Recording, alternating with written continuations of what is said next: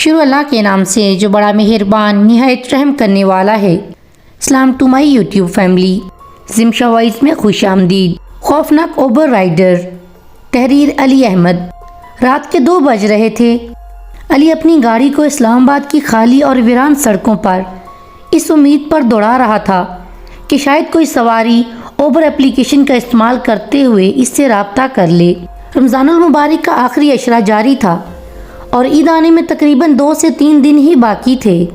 اسی وجہ سے علی اتنی رات تک سواری کی تلاش میں گاڑی چلا رہا تھا، ورنہ اس وقت تک وہ اپنے گھر میں بیٹھا ہوتا تھا۔ آج ضرورت سے زیادہ ہی اندھیرا تھا۔ دراصل چاند بھی آسمان پر گھنے بادلوں کی وجہ سے نظر نہیں آ رہا تھا، اور ایک سواری کو اس کی منزل تک پہنچانے کے لیے علی اسلام آباد کی جس سیکٹر تک آ گیا تھا وہ علاقہ بھی سنسان اور ویران علاقہ تھا۔ علی سے کچھ ہی فاصلے پر مارگلا کی پہاڑیاں موجود تھیں، جو دن میں تو نہایت دلفریب منظر پیش کرتی ہیں، لیکن اس کالی رات میں وہ بھی نہایت ہی خوفناک منظر پیش کرتی دکھائی دے رہی تھیں۔ علی کو صرف اپنی گاڑی کی ہیڈ لائٹس میں ہی راستہ نظر آ رہا تھا، اس کے علاوہ گہرا اندھیرا چھایا ہوا تھا۔ ویسے تو علی کو سوائے اللہ تعالیٰ کے کسی سے ڈر نہیں لگتا تھا، لیکن آج رات اس کا دل کسی انجانے خوف سے دھک دھک کر رہا تھا۔ اچانک علی کے موبائل سکرین روشن ہوئی اور اس پر کسی نے علی سے اوبر اپلیکیشن پر رابطہ کیا تھا۔ علی نے جلدی سے موبائل میں دیکھا تو جس جگہ علی موجود تھا اس سے تھوڑے ہی فاصلے پر اس کو بلایا جا رہا تھا، اور علی نے جلدی میں یہ نہیں دیکھا کہ اس کو ڈراپ لوکیشن کیا دکھائی گئی ہے۔ اس نے صرف پیسے دیکھے جو 500 روپے تھے، جس وجہ سے علی نے فوراً رائڈ قبول کر لی۔ علی جیسے ہی گوگل میپ کا استعمال کرتا ہوا اس جگہ پہنچا جہاں سے سواری کو اٹھانا تھا، تو علی یہ دیکھ کر حیران رہ گیا کہ یہاں تو کوئی گھر بھی نہیں ہے، نہ ہی کوئی عمارت، بلکہ جھاڑیاں ہیں، کچھ درخت ہیں، اور وہاں پر ایک لڑکی سفید کپڑوں میں ملبوس کھڑی ہوئی ہے۔ علی نے جیسے ہی گاڑی روکی، وہ لڑکی چلتے ہوئے آئی اور گاڑی کا پچھلا دروازہ کھول کر بیٹھ گئی۔ عموماً طور پر جو کوئی بھی علی کی گاڑی میں بیٹھتا تھا تو وہ بیٹھتے ساتھ ہی السلام علیکم کہا کرتا تھا، لیکن یہ لڑکی خاموشی سے آ کر بیٹھ گئی۔ علی نے خود ہی سلام کیا، لیکن اس کا جواب بھی نہیں ملا۔ پھر علی نے پوچھا، چلے میڈم؟ تو جواب میں اس لڑکی نے گردن کی ہلکی سی جنبش سے جواب دیا کہ چلو۔ علی نے موبائل سے گوگل میپ کا استعمال کرتے ہوئے جب ڈراپ لوکیشن لگائی تو اب پہلی بار علی کو حیرت کا ایک جھٹکا لگا تھا، اور وہ اس لیے کیونکہ ڈراپ لوکیشن اسلام آباد کے مشہور اور سب سے بڑے قبرستان کی آ رہی تھی۔ علی نے بے یقینی کی کیفیت میں بیک ویو شیشے میں دیکھتے ہوئے اس لڑکی سے سوال کیا، میڈم آپ کو ایچ سیکٹر کے قبرستان ہی جانا ہے؟ تو جواب میں ایک مرتبہ پھر اس پرسرار سی لڑکی نے صرف اپنی گردن ہی ہلا دی۔ علی کے لیے یہ حیران کن بات اس لیے تھی کہ رات کے 2 بجے کون کسی قبرستان جانا چاہے گا، اور وہ بھی ایک لڑکی؟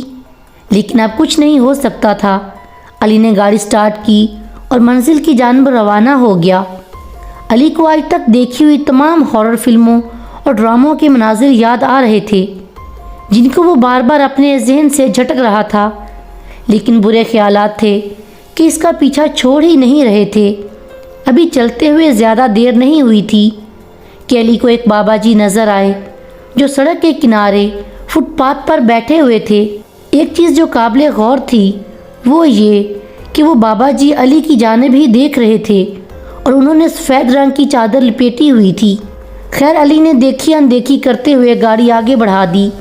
پھر علی نے مشکل سے کوئی 2 کلومیٹر کا سفر طے کیا ہوگا کہ اس کو ایک مرتبہ پھر سڑک کے کنارے کوئی بیٹھا ہوا دکھائی دیا۔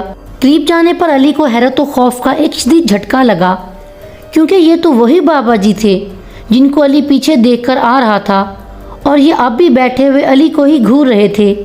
علی کی تو حالت غیر ہونے لگی۔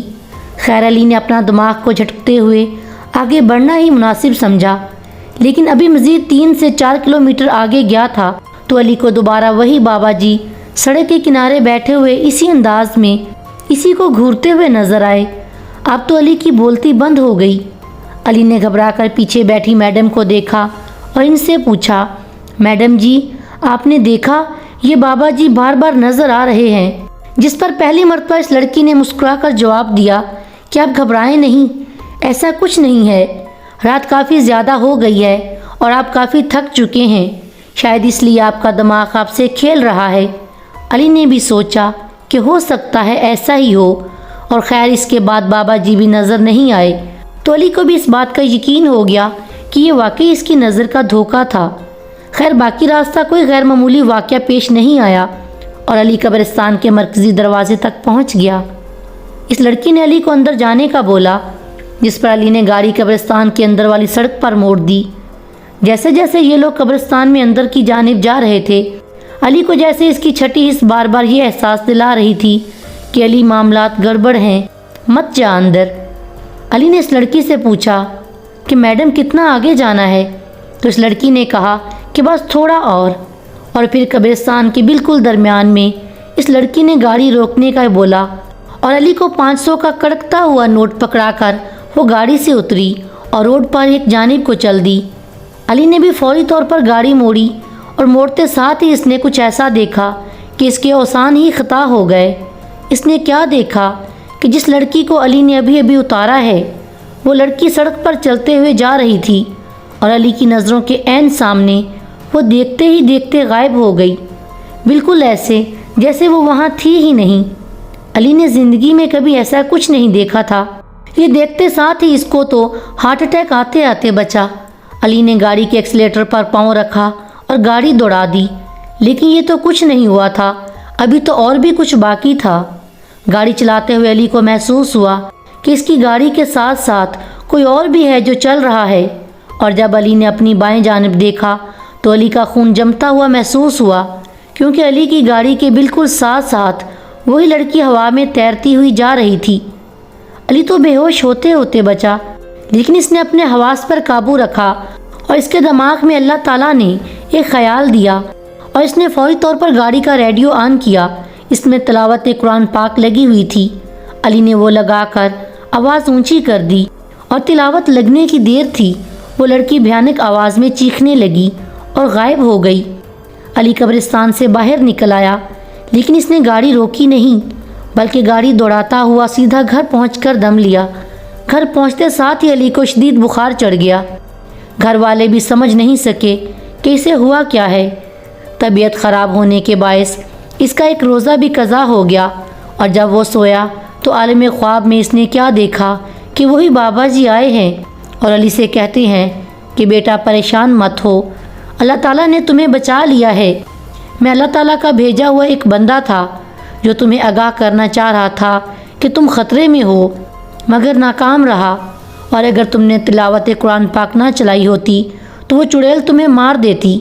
اس کا روز کا یہ کام ہے، وہ اسی طرح اپنے شکار کو اسی قبرستان میں لے کر کسی نہ کسی طرح جاتی ہے، اور پھر وہ شکار کبھی بھی قبرستان سے باہر نہیں آ سکتا۔ لیکن تمہارے ساتھ اللہ تعالیٰ کی خاص رحمت تھی، وہ اس لیے کیونکہ تم نکلنے سے پہلے آیت الکرسی پڑھ کر نکلتے ہو، اس لیے تمہاری حفاظت اللہ تعالیٰ نے کی۔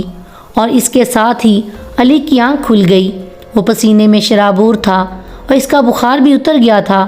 لیکن اس واقعے کے بعد علی نے ارادہ کر لیا کہ اب وہ رات کو کبھی بھی رائڈ نہیں لینے جائے گا۔